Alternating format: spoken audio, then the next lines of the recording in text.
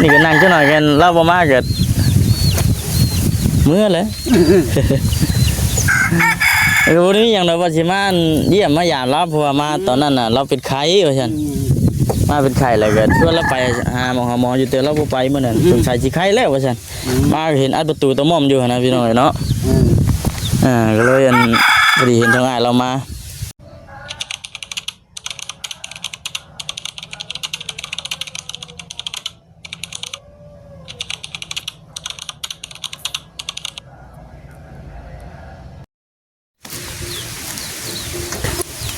เปิดภาพมาเห็นกระต๊อบน้อยแต่ว่าเจ้าของน่ะบ่อยู่พี่น้องเนาะเห็นแต่กระต๊อบว่าซั่นดีว่ามื้อก่อนเนาะบ่ค่ำก็เดินทางมาหาเราพี่น้องมื้อนั้น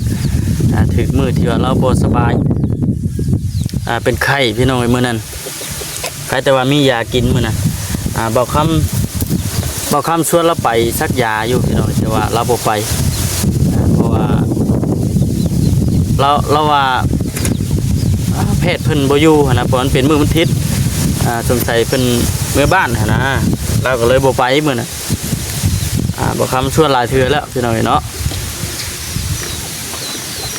นะพี่น้องเนาะนั่งอยู่ห่ม มื้อนั้นน่ะบ่คำชวนเราไปแต่ว่าเราบ่ไปก็เลยกลับก่อนจ้ะแต่ว่ามามื้อนี้น่ะเราบ่อยู่พี่น้องใส่เช้าเลยแหละก็เลยนั่งถ่าก่อนจังหน่อย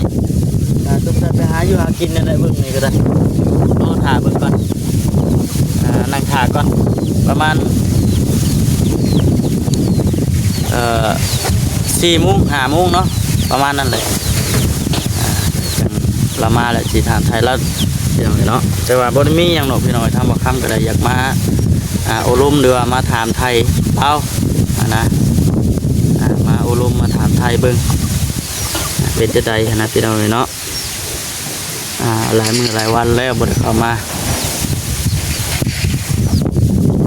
เอาคนอื่นก็มีแต่ว่าทักทายสบายดีพี่น้องเด้อเนาะ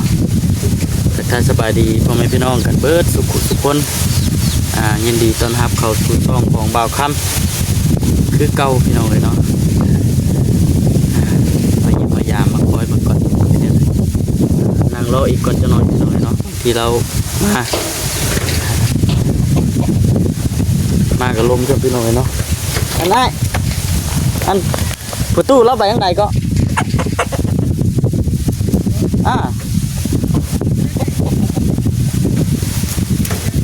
ประจักษ์ช้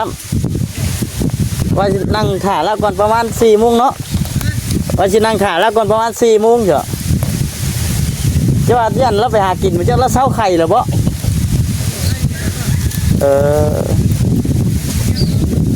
เราไปยามมองแล้ว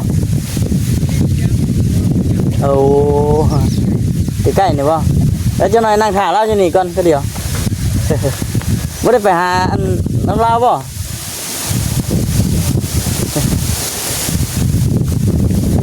เนาะนั่งท่าก่อนอย่างไรก็ไม่ได้ว่าฝากทางพ่อแม่พี่น้องที่กดติดตามครับส้มเบิ้งเนี่ยเด้อพี่น้องเด้อเนาะเขามาเบิ้งมาส้มแล้วก็ฝากทางพ่อแม่พี่น้องเขามาเป็นกำลังใจให้แน่ว่าจัน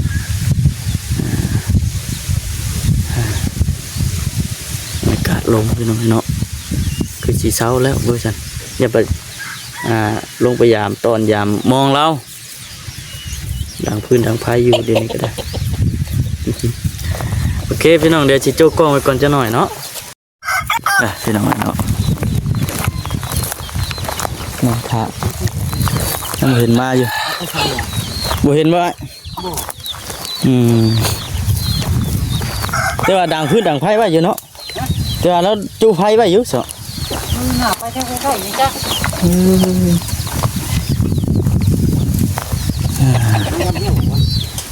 เจ้ามาหยามเหี้ยวยังบ่เบิดครับยังมาทันเบิดเอาใส่ลายดิเจ้าเนี่ยใส่ตั้งแต่มือวานนี่บ่ใส่ลายมือแล้วมันเป็นได้นะได้อยู่บ่แห้วไก่นะแห้วไก่แต่ละมือนี่แม่นหาใส่แห้วไก่แห้วไก่อย่างเดียวพอหนูดิหนูบ่ถือหนูบ่ถือครับไก่พุ่นไก่ก็พุ่นแหละคือ จะมาแต่ละเชือกับมาดินของเรานี่ มาเล่นด้านแล้วนางสาวเพิ่นบ่มากกันเฮ็ดไรละบาท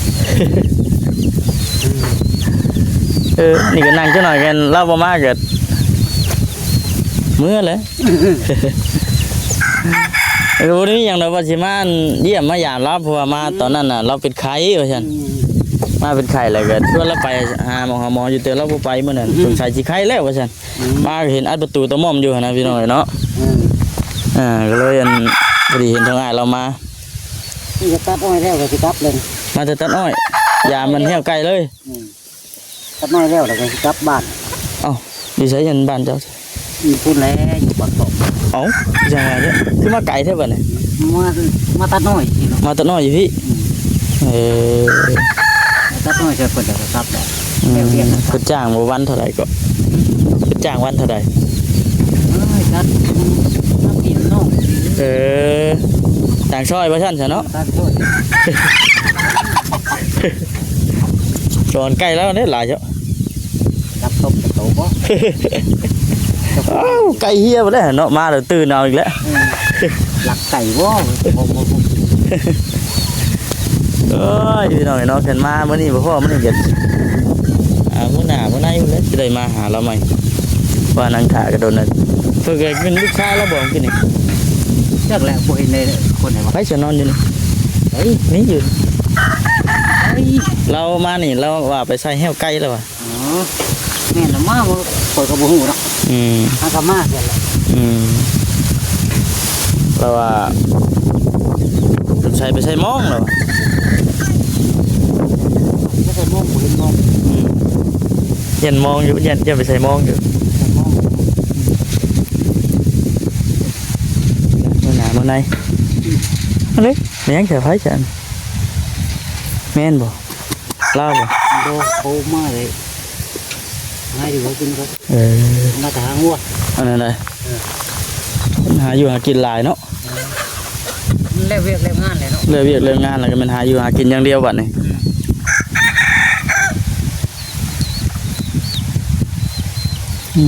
จะหน่อยอ้อยกับเบิดได้อ้อย ขี้เบิดแล้ว ประมาณเรานั่นน่ะยังเต็มเบิดส่วนนี่เนาะ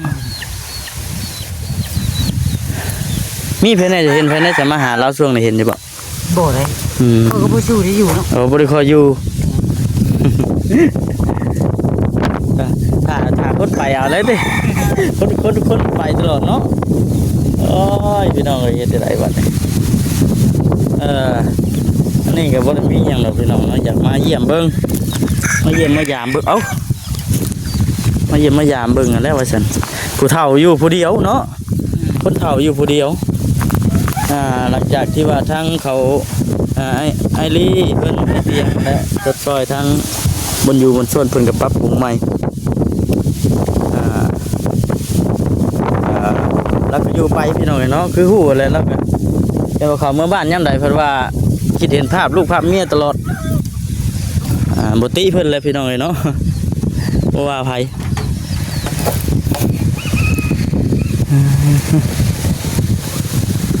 หน้ามื้อไหนพี่น้องสิเข้ามา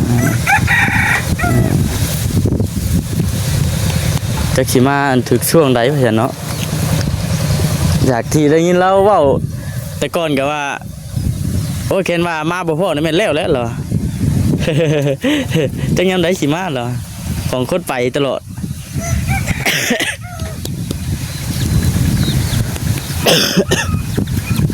ดูไป